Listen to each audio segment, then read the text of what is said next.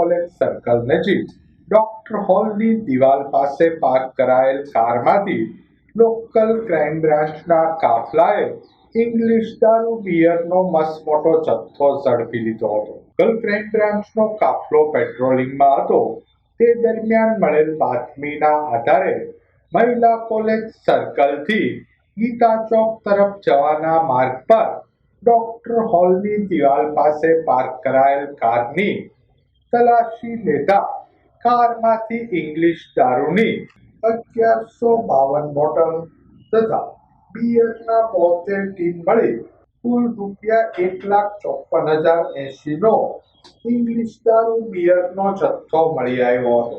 English દારૂ બિયરના જથ્થા સાથે પોલીસે કારને કબજે લઈ કુલ ₹4,04,080 નો મુદ્દામાલ કબજે કરી ધોરણસરની કાર્યવાહી હાથ ધરી હતી.